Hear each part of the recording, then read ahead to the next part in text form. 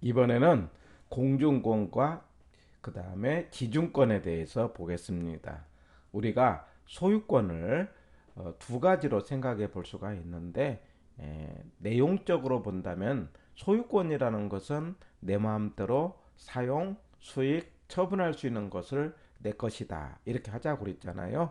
근데 이때 내 마음대로 하는 것에 대해서 어느 누구도 내 것에 대해서 간섭을 할 수 없는 것을 절대적 소유권, 아니면은 국가가 제한을 하는 것을 상대적 소유권, 이렇게 말할 수 있어요. 그런데 우리는 내 거지만은 국가가 내 것에 대해서 제한을 하죠. 건물을 만들려면은 허가를 할 수 있잖아요. 그래서 우리의 소유권은 상대적 소유권이다, 이렇게 말할 수 있습니다. 자, 그런데 또 하나의 소유권의 범위가 공간적 범위로 어디까지가 내 것이냐라고 할 때, 땅은 위에도 소유권이 미치고 밑에도 미친다는 거죠. 그래서 위에 있는 권리를 우리는 공중권, 이렇게 말할 수 있죠. 공중권 그러면은 공중공간, 그래서 위에 있는 권리다. 거기에 대해서 밑에 있는 권리를 지하권, 이렇게 말하고 지중공간, 이렇게 말할 수 있죠. 그리고 옆으로 있는 권리를 수평공간, 이렇게 하면서 지표권, 이렇게 말할 수 있어요.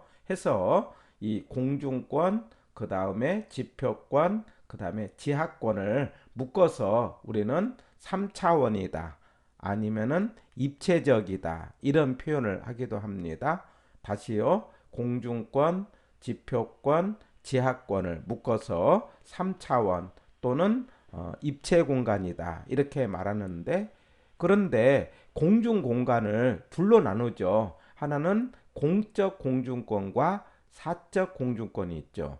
그러니까 공적 공중권은 국가의 공적으로 사용할 수 있는 공중권인데, 여기에 해당되는 것은 항공권, 그 다음에 전파권 같은 것이 여기에 해당이 되는데, 특별히 한번 시험 문제 생각한다면은 여기에 사적 공중권을 하나 생각해 보세요.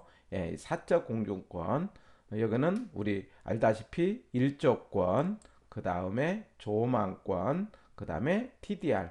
일조권, 조망권, 이런 건 다 알 수 있는 용어인데, 이 TDR이라는 개념은 개발권 양도라고 해서 이거는 나중에 별도로 공부를 하게 됩니다. 개발권을 다른 사람에게 팔 수 있다, 이런 말이에요.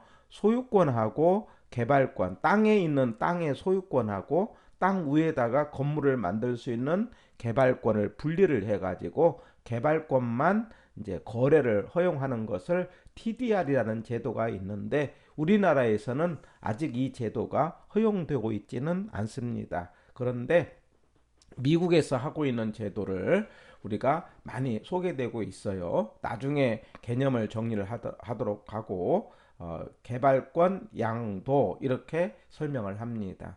그런데 개발권을 양도한다는 점에서 사적으로 본다는 거, 사적 세계 1조 T, 1조 T, 이거는 무슨 공중권? 사적 공중권, 이렇게 이거 구분을 해 보시고요. 그 다음에 수평 공간에 해당되는 것은요, 건축권, 그 다음에 경작권, 그 다음에 용수권인데, 여기서 용수권은 물을 이용할 수 있는 권리를 말하죠. 여기에 물은 지표수를 말하는데, 그 이용권에는 두 가지가 있어요. 우리나라는 유역주의라는 말하고 그 다음에 선용주의라는 말이 있는데, 사막에서는 물이 귀하기 때문에 먼저 온 사람이 그 물을 이용할 수 있는 권리를 선용주의라고 하지만, 우리는 물이라는 게 우리가 흔히 있기 때문에 서로 물을 나눠 쓸 수 있다 해서 우리는 유역주의 하고 있습니다.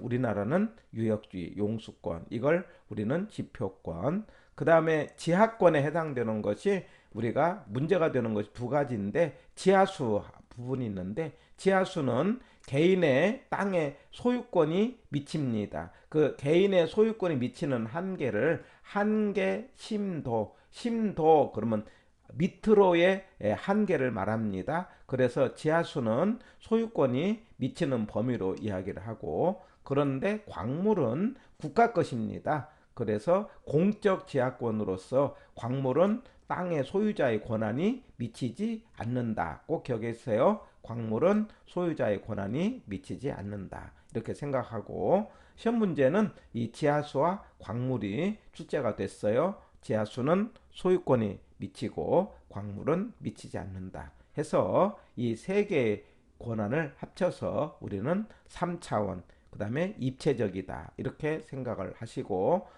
우리 사적 공중권 1조 T 하나 기억하시면 되겠습니다.